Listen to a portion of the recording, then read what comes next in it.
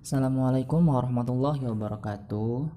Di sini kami kelompok 7 akan menjelaskan mengenai kode etik dari Korea Selatan. Kami di sini beranggotakan Gibran Aulia Muhammad, Hani Hidayatus Saputri, Iqbal Ardila Tansa, Sahnica Firdaus, dan Dea Bulan Sabila. Di sini kami akan menjelaskan beberapa hal. Yang pertama, isi dari kode etik psikologi Korea Selatan. Yang kedua, perbedaan dengan kode etik psikologi Indonesia. Dan yang ketiga adalah persamaan dengan kode etik psikologi Indonesia. Kode etik psikologi di Korea dibuat dengan tujuan untuk mendefinisikan prinsip dan standar yang harus ditetapkan dalam menjalankan peranannya sebagai psikolog di negara tersebut. Pada bab 1, pedoman pelaksanaan kode etik. Yang pertama, sumpah yang harus ditepati sebagai psikolog di Korea Selatan. Yang kedua, integrasi serta interkoneksi antara kode etik dan hukum pemerintah yang berlaku. Yang ketiga, penyelesaian berbagai konflik dengan institusi yang memiliki hubungan serta berafiliasi dengan unit pelayanan psikologi. Yang keempat, pelanggaran etika dan sanksinya. Dan yang terakhir adalah kemungkinan adanya perubahan kode etik di masa mendatang sesuai dengan kebutuhannya. Lalu, bab 2, pedoman umum. Yang pertama, kewajiban dasar seorang psikolog. Yang kedua, tuntutan untuk mengembangkan keahlian serta keterampilan demi memberikan kualitas pelayanan terbaik. Ketiga, kriteria yang diperbolehkan untuk didelegasikan dalam penugasan terkait praktik psikologi. Yang keempat, hubungan dengan orang lain terkait pekerjaan. Yang kelima, larangan pengeksploitasian dalam berhubungan dengan kolega ataupun klien. Yang keenam, anjuran untuk menghindari adanya hubungan majemuk serta konflik kepentingan. Yang ketujuh, larangan untuk melakukan pelecehan seksual. Yang kedelapan adalah kewajiban dalam melindungi informasi rahasia yang diperbolehkan ketika melakukan pelatihan, pengajaran, ataupun pengobatan. Yang kesembilan, kewajiban untuk mendokumentasikan praktik ataupun pelatihan. Yang kesepuluh, etika periklanan. Bab 3, penelitian. Yang pertama, adanya hak atas kebebasan akademik dan tanggung jawab sosial ketika ia masih dalam masa penelitian. Yang kedua, keharusan dalam meminta persetujuan lembaga serta peserta ketika berniat melakukan penelitian, serta produser dan perekaman penelitian. Yang ketiga, menjunjung tinggi harkat martabat semua pihak yang terlibat dalam penelitian. Yang keempat, pemberian kompensasi kepada individu yang turut berpartisipasi dalam penelitian. Yang kelima, larangan penipuan dalam penelitian. Yang keenam, mengadakan pembekalan terhadap peserta penelitian. Yang ketujuh, bolehnya penggunaan hewan selagi prosedur tersebut memiliki manfaat untuk memajukan pelayanan psikologi. Yang kedelapan, produser mengenai pelaporan penelitian. Yang kesembilan, larangan plagiarisme. Kesepuluh, tanggung jawab mengenai penelitian yang telah dilakukan. Yang ke-11, larangan publikasi ganda penelitian. Ke-12, kebolehan dalam review. Ke-13, verifikasi ulang terkait penelitian. Baik, selanjutnya adalah bab 4, pendidikan dan pelatihan. Berisi tentang peranan psikolog sebagai pendidik, penyusunan konten dalam penjelasan dalam rangka pendidikan, kewajiban dalam menyampaikan ilmu yang tepat, melakukan evaluasi pelatihan, mandat dalam melakukan terapi, larangan dalam berhubungan seksual antara psikolog dan siswa, serta larangan pengungkapan informasi pribadi siswa dan peserta. Selanjutnya bab 5, penilaian. Berisi tentang dasar-dasar penilaian, kewajiban untuk menggunakan penilaian sesuai dengan tujuan penelitian, kewajiban menggunakan alat tes yang valid dan konsisten, kewajiban meminta persetujuan dalam melakukan asesmen serta hasil interpretasinya, melakukan evaluasi bagi yang tidak sesuai kriteria penilaian, larangan penggunaan hasil tes yang sudah terlalu lama, penjelasan hasil penelitian, serta kebolehan dalam memindahkan data pemeriksaan kepada layanan lain yang terkait dengan psikologi.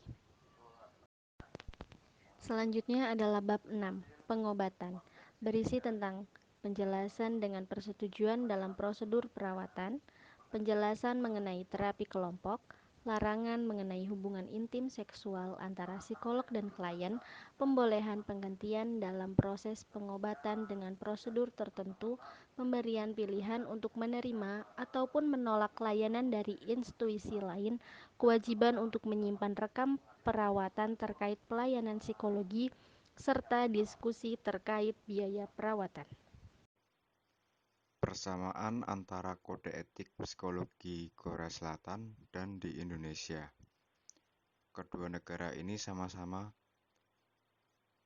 memiliki kode etik yang sama dalam hal pelanggaran isu etika haruslah diselesaikan dengan langkah awal, mengingat bahwa yang dilakukan oleh psikolog itu adalah pelanggaran. Jika tidak dapat diselesaikan dengan cara tersebut, maka harus dilaporkan dengan pihak yang menjadi penengah dalam masalah kode etik tersebut seperti HIMSI di Indonesia ataupun KPA di Korsel. Kewajiban untuk memberikan kesempatan bagi tertuduh dalam pelanggaran untuk menjelaskan keadaannya, menghormati martabat dan nilai manusia, serta hak individu atau privasi dan penentuan nasib sendiri, melaksanakan tugas dengan jujur dan akurat di bidang penelitian, akademik, pengajaran, penilaian, dan pengobatan, mengembangkan dan mempertahankan keterampilan serta keahliannya, mengajar pengetahuan ilmiah di bidang profesinya, dan harus terus berusaha untuk menyampaikannya secara akurat, serta kelanjutannya mewajibkan untuk situasi darurat di mana intervensi mendesak diperlukan tetapi psikolog yang berkualifikasi tidak tersedia untuk konsultasi. Psikolog yang tidak memenuhi syarat dapat memberikan layanan, tetapi layanan akan dihentikan saat psikolog yang berkualifikasi bersedia untuk memberikan layanan tersebut. Melakukan kegiatan profesi sesuai dengan kompetensinya. Dalam pendelegasian tugas harus mengutus seseorang yang kompeten serta menghindari pendelegasian tugas kepada seseorang yang memiliki banyak hubungan dengan calon klien atau pasien, karena dengan demikian kemungkinan besar akan mengeksploitasinya atau kehilangan objektivitas.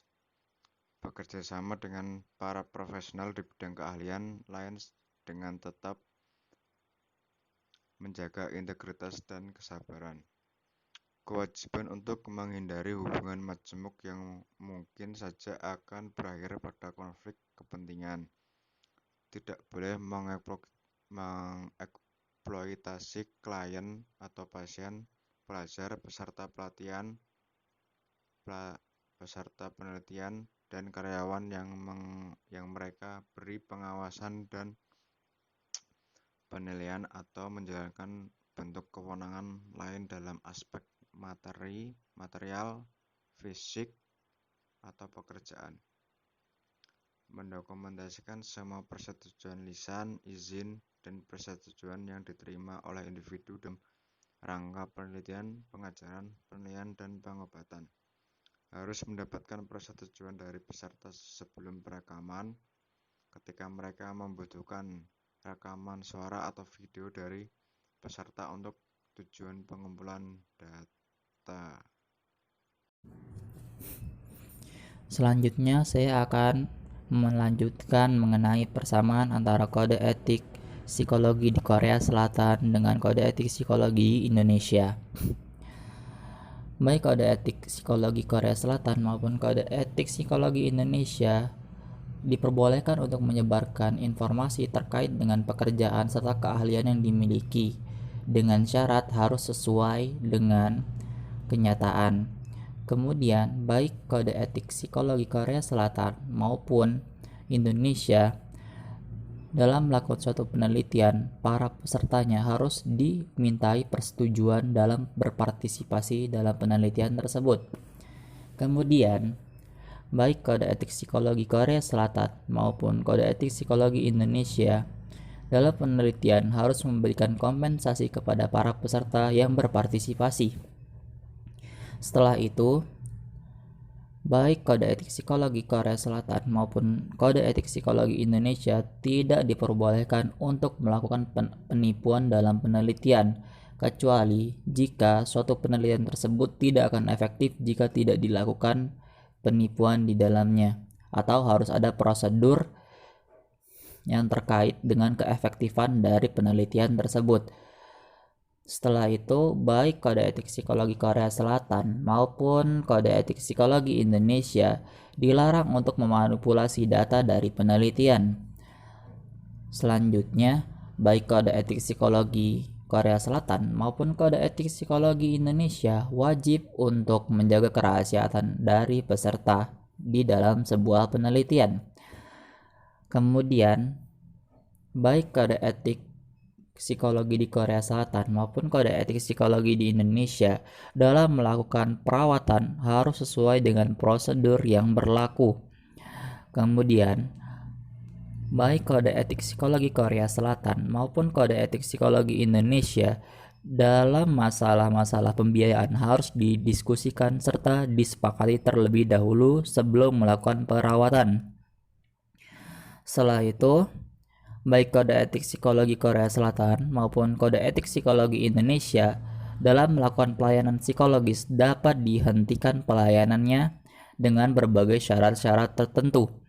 Kemudian yang terakhir, baik psikologi Korea Selatan maupun kode etik psikologi dari Indonesia harus berusaha untuk mengambil tindakan yang paling tepat serta efektif dengan mengingat pada kesejahteraan serta mengutamakan kepentingan terbaik bagi seluruh pihak, serta merencanakan pelayanan yang paling baik dalam lingkup hukum dan lingkup masa depan. Perbedaan antara kode etik psikologi Korea Selatan dan Indonesia. Yang pertama, dalam kode etik psikologi Korea Selatan itu disebutkan bahwa institusi yang berafiliasi dengan psikolog mengharuskan mereka untuk bertentangan dengan kode etik. Nah, dari situ psikolog menginformasikan institusi bahwa mereka berjanji untuk mematuhi kode etik dan akan berusaha untuk menyelesaikan konflik dengan cara yang sesuai dengan kode etik. Selain itu, psikolog ini akan memberitahu kepada KPA dan komite sanksi tentang persyaratan lembaga yang bertentangan dengan kode etik untuk meminta nasihat, dan komite harus menawarkan nasihat yang sesuai.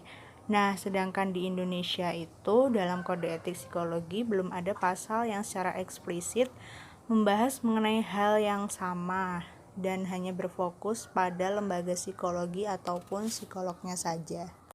Perbedaan yang kedua yaitu jika dalam kode etik psikologi Korea Selatan, psikolog yang terlibat dalam penelitian itu punya hak-hak dasar atas kebebasan akademik dan kewajiban serta tanggung jawab sosial yang menyertainya. Sedangkan psikolog di Indonesia itu psikolog yang terlibat dalam penelitian masih memiliki kewajiban dasar akademik serta tanggung jawab sosial yang menyertainya. Sekian dari kelompok 3 tentang kode etik psikologi Korea Selatan. Kurang lebihnya mohon maaf. Wassalamualaikum warahmatullahi wabarakatuh.